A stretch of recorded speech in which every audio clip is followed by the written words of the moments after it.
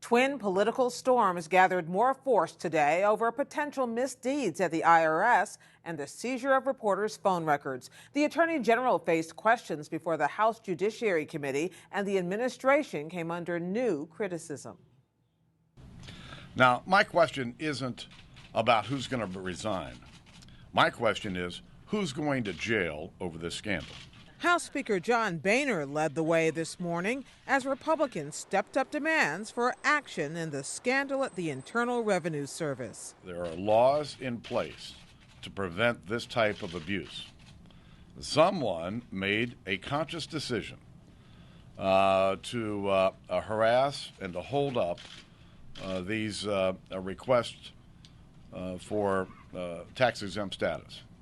That followed last night's release of a report from the Treasury Department's Inspector General. It found the IRS used inappropriate criteria that identified for review Tea Party and other organizations applying for tax-exempt status based upon their names or policy positions. And there was more. USA Today reported that during the same period, the IRS approved perhaps dozens of applications from similar liberal and progressive groups. Mr. President. On the Senate floor, Republican Minority Leader Mitch McConnell pressed the White House to make sure the IRS cooperates fully with congressional investigations. These allegations are very serious. That there was an effort to bring the power of the federal government to bear on those the administration disagreed with in the middle of a heated national election. It actually could be criminal. And we're determined to get the answers. McConnell and the other 44 Republicans in the Senate signed a letter to President Obama demanding full compliance. White House Press Secretary Jay Carney said today the president is committed to getting to the bottom of what happened. He expects people to be held accountable if they engaged in inappropriate activity, inappropriate conduct.